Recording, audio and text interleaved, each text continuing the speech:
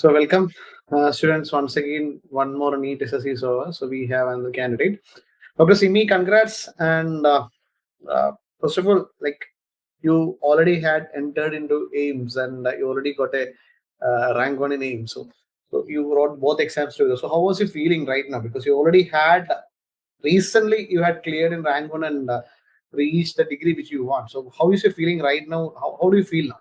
Because it might be so much confusing in the beginning because you were planning for both exams together.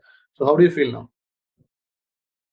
Uh, Sir, I feel very happy. I didn't expect this outcome because this time the NEET paper was quite tricky, and there were a lot of questions from environment and toxicology, poisoning, and miscellaneous topics. So this result was very unexpected for me. And you got, I mean, congrats once again for securing rank 4 in INI, and you got rank 1 in hematology in AIMS also recently. So, like, you can you introduce yourself, where you are from, which is your hometown, where you did your MBBS, and all those things, and your family, all those things. So my name is Simi. I belong to Kolkata, but currently my family resides in Delhi. And I have done my MBBS from JIPMA Pondicherry. I belong to the 2016 batch. And I subsequently did my MD Medicine from Ram Manohar Lohia Hospital, which is in New Delhi. And I belong to the 2022 batch. I finished my exams in end of October 2025, and I wish to pursue clinical hematology. So fantastic. So how was the preparation? Because you are being a fresher. So how was your preparation for, because you were planning for INA as well as NEET? Because there's always how much you study, how much you know. There is always this confusion will be there because these two exams are totally different pattern. For me, if you for me, my point of view is always like, if you like a subject, it's easy to get the subject in INA rather than in NEET, because NEET is the exam pattern you cannot predict. But again, has a particular pattern. If you love the subject, you go through the subject, you will get questions from that. So, how was your plan and how was your preparation during your DM? Like, it's not been during your MD. It's not about your entrance, but how was your, I mean, studies, things happened during the MD time, and how was, when did you start sort of planning to prepare about this also? Sir, I like medicine very much in general. I like reading all the subjects in medicine, all the super specialties.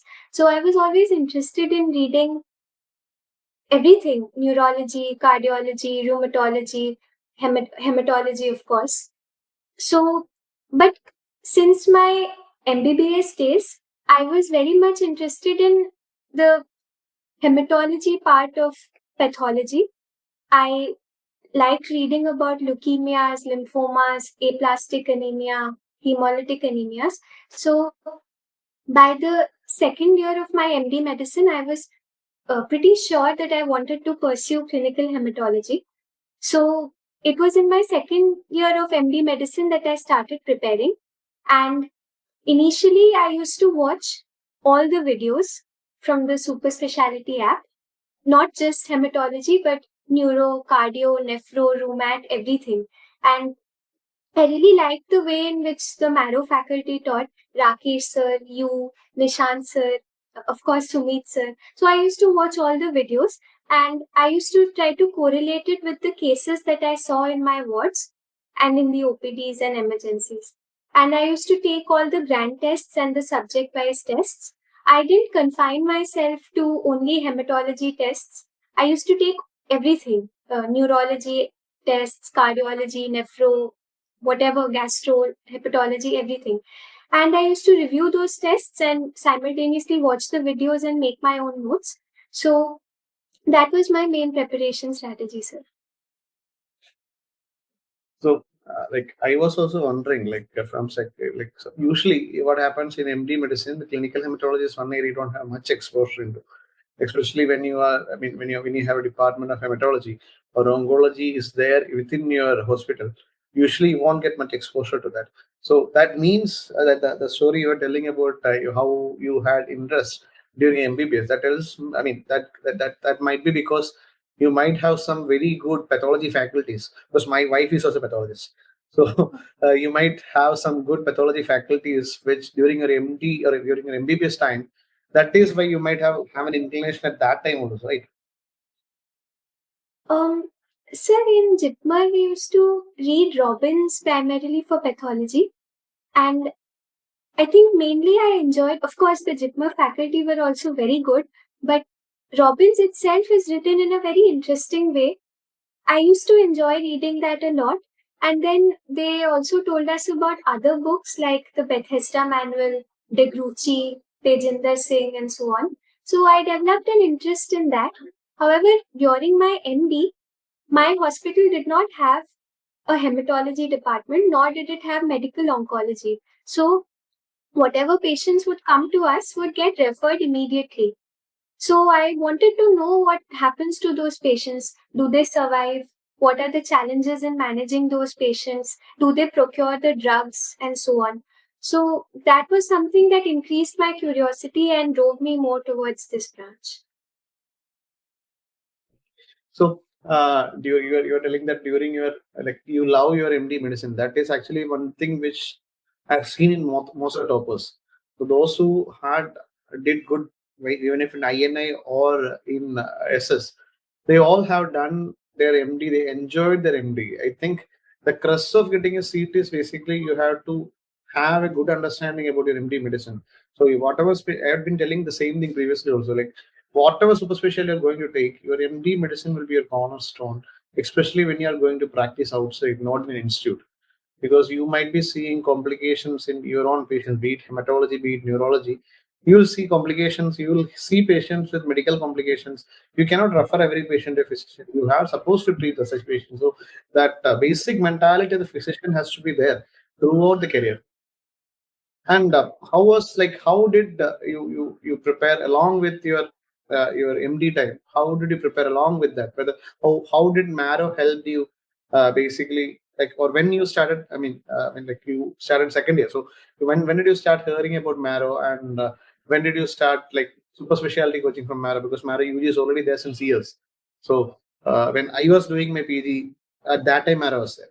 So how did you start with Marrow and how did it help it during your preparation for your MD exams? I have been using Marrow since my UG days. I used it for my PG preparation as well. So I knew that there is a super specialty platform. Rakesh sir had talked about it in the general medicine videos as well a couple of times. And my seniors had also mentioned it. So I got the subscription in my first year, but I didn't have any time to use it because I was heavily involved and engaged in the ward work.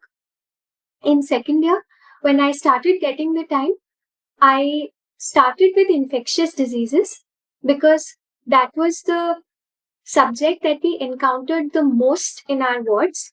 And I wanted to get an idea of how antimicrobials are selected, how some of the cases are managed. I wanted to know about drug resistant TB and so on.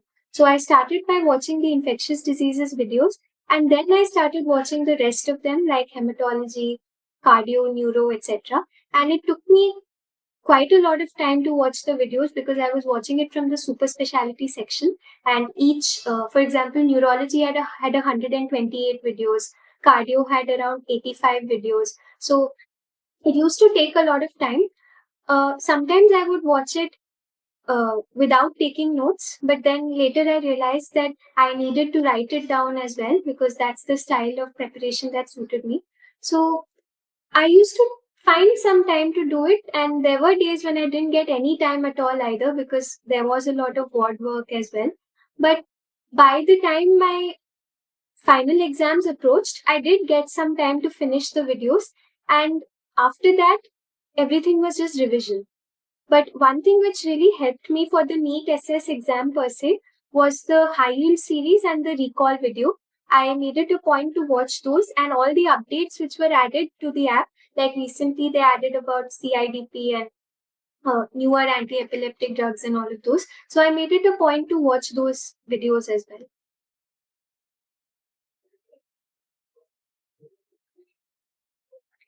So, so how was your preparation for? Did you prepare separately because you have to prepare separately for INI? No? So how was that? Like you were preparing simultaneously INA and simultaneously SS. So how was that? Sir, I didn't see the preparation as two separate things because ultimately it's all medicine. But yes, it is true that in INI, maximum questions, around 50 to 60 questions are subject related, and 30 to 40 questions are related to general medicine. So I was preparing for both the things because having a strong foundation in general medicine does give you an edge in the INI exam also, uh, apart from knowing your subject properly. So I didn't see the NEET preparation and the INI preparation as two separate things. I did both of the things together. So did you during your preparation time, any time you felt that in 2025 you are going to clock both the exams with top top ranks? Did you ever thought of that? Even Not, during your exams? not at all. Like grand test, how was the grand test for you? Like Sir, uh, some of them were good, some of them were not so good, but whatever the outcome be, I used to make it a point to give the test and to review the test. At least, so the NEET ones had 150 questions. Sometimes it was not possible to review all of them due to shortage of time, but I would definitely go through the ones that I got wrong and the ones that I skipped. That was something that I made it a habit to do. and what about this miscellaneous topic which became the major topic now in INI last exams? Those areas, how did you prepare? Or what was your source, or how did you prepare that areas, or that is just because you were studying for your MD that helped you directly? Those are unexpected things. I did not prepare at all for toxicology or environmental medicine or geriatrics, the miscellaneous topics which were asked. I did read a couple of things from my MD final exam because those are questions which get asked. And incidentally, in Delhi in 2024, we saw a lot of heat stroke cases because of the temperature in the months of May and June. So it was only that knowledge that helped me to answer some of the questions and a bit of good guesswork. Yeah, actually, I think for those areas, actually, the good thing about those areas is they are not as fast as your major subjects like neurology, nephro, cardio, or maybe hemat. It is not as fast as those subjects, and you can whatever you studied for your exams will be more than enough most of the times. Plus, these subjects are getting more relevance in practice also, like you are telling heat shocks, there's environmental things, pollution, all those things are actually now going to be maybe in after 10 years down the line, these are going to be the bread and butter of physicians, because many super specialties are growing, they are treating other cases, but these pollution, these environmental things will build up a pile up, and new organisms, new infections like COVID, all those things will come up, and ultimately this is going to become the bread and butter of physicians soon. So I think that might be one reason why you have to prepare those areas, particularly not for exam, particularly for your practice also in future, because you are telling like heat shock, these things in Kerala we were not seeing heat shocks that frequently. Last year I had some 2 or 3 cases in our during the consultation. So those things are not very uncommon previously in Kerala was more humid, and maybe 5 or 10 years back the line when I was doing my MBBS times, we have never heard the heat shocks are not that common in Kerala, but now it is very common in Kerala. The climate is changing, so those things will become important. And you might not have watched, but we have launched. Like you were telling, you started your preparations like ended in Marrow during the first year. You did not get much time because the videos are very lengthy and there are too much videos. Like every subject, they have separate videos. We have so right now we actually have launched a new program within the same platform. You can see it. There is something for residents that I think it might be useful for because that is basic approach, basic things. It's not hindrance. I saw a few videos from Have you? that as well. Uh, I think I saw a couple of neurology videos from there just for revision's sake. I found those to be useful. Yeah, I think that even I have watched many of the videos from other subjects also. So I feel like that is more useful. One is for those who are first year or second year. and second, those who are going to practice, and third, for those who are preparing for INA stage 2. The stage 2 is more clinical oriented. But I don't know much about how the hematology pattern of stage 2 and all. But neurology pattern usually have fixed pattern. It's basically a clinical plus sub questions in the clinical. Just like you're facing a practical exams or whatever. So in that patterns might help. So how was your utilization like about anything to comment about the Q banks and the grant test? Sir, I predominantly solved the Harrison-based QBank, followed by the hematology subject QBank, and the rest of the QBanks I did sporadically. I didn't get the time to complete all of them. But one thing which helped me a lot was the custom module. So I used to solve custom modules daily, 25 to 40 MCQs, and I used to change the difficulty level accordingly. And it helped me to revise a lot of topics, both for NEET-SS as well as for INI-SS. And the grant tests were also excellent. I felt that there were a couple of questions and a couple of topics which were emphasized in the grant tests, which were repeated in the INI-SS exam and in the NEET-SS exam also. However, this time the pattern of the NEET-SS exam was a little skewed towards the miscellaneous topics, which no one could have predicted. But the basic topics, which are the bread and butter of every MCQ exam, those are covered exactly as was given in the grant tests and the subject-wise tests also. So you cleared your exam in October 2025, right? Yes, sir. Yeah. So after that, you got only 1 month. So how was your plan for that 1 or 2 months? How did you plan? Because during the exam for MD, you had to prepare for your MD exam, especially practical exam. It will be much tougher. So how was it? How was the plan after that? The last part, the revision part. How did you do that? Sir, in the last 20 days, 20 to 22 days that I had between my MD practical exams and the INI-SS stage 1, I predominantly revised hematology, and for the rest of the subjects, I used to only give the tests because the information was a little fresh in my mind. I had revised it recently for my MD exams and I had given long answers as well as the practical viva. So I did not revise neuro, cardio, nephro, gastro or rheumat separately for INI-SS. I just focused on hematology and I gave the tests of the other subjects to keep the knowledge fresh in my mind. And after my stage 2 interview, I had some time between the results and the NEET-SS. So in that time, I revised some of the high yield topics which I thought needed to be refreshed, especially from nephrology, cardiology, and gastroenterology. Those were my weak areas. I got to know that from the tests, so I revised those topics, and that's how I prepared specifically for the NEET-SS exam. So I think for the students who are watching, this is something which you have to find out. Your weak areas you have to find out and give more attention to those areas. The strong areas you can consolidate. If you don't have time, you can consolidate with writing exams and revising things, keeping your memory active. And weak areas you have to find out and keep more time for that. And these miscellaneous areas, like those questions which came from miscellaneous areas, everyone have the same difficulty. I think only those who, especially those who are fresh pass outs, always have an advantage in that areas because they might have studied for the MD exam. So that was an advantage which they got. But whatever the core areas, you have to find out a weakness and you have to concentrate on those areas particularly. In the same time, don't leave your strong areas. Strong areas you have to revise.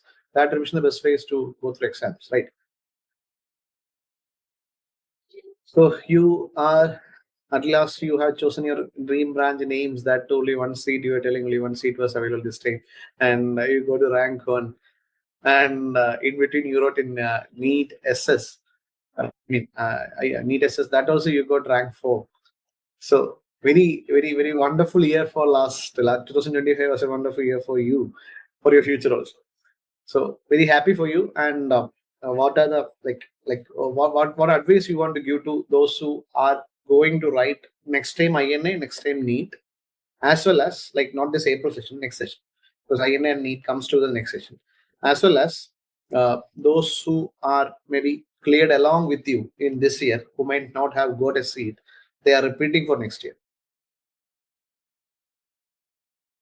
Sir, this is a hard question to answer for me because everyone has a different strategy of preparation, everyone has a different way of studying. So, for me to give advice on something like that would be too broad, but I can suggest a few things which worked for me. So, one thing is to regularly give the tests because what we listen in the videos is passive knowledge, but what we study or what we do in the tests is active recall, and active recall is important. So, give the tests regularly and review them, that will be helpful. And apart from that, for NEET-SS, I would say that it is predominantly based on the knowledge that we acquire over the 3 years of residency. Every year, the pattern of the paper changes. Sometimes they may focus on super specialty topics. Sometimes they may focus on gastro and rheumat. Sometimes they may focus on environment and toxicology. So such patterns really cannot be predicted. Only thing that we can do is see patients and learn medicine as a whole and then apply that in the paper. And for INI, I would like to suggest that apart from reading and watching videos, some other updates can be seen. For me, I felt that the New England Journal of Medicine was quite helpful, especially their review articles and their case discussions, which I used to see every Thursday. Those helped me to develop my medicine skills as a whole, and they were also useful in the exam as well. So those are the suggestions that I would like to give, sir.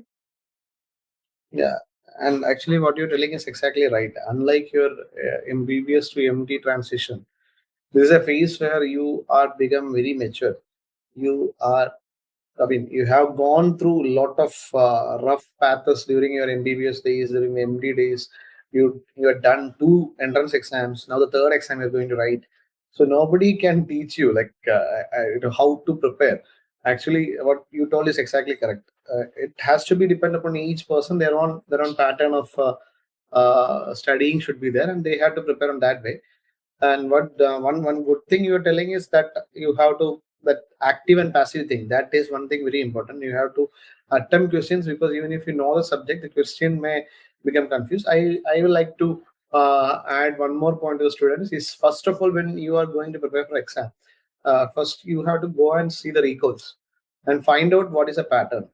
Uh, that will give you an idea of what you want to study or what is a method or what is a type of questions they can ask, because that is something you should understand before writing any exam, whether it is entrance exam or whatever it may be.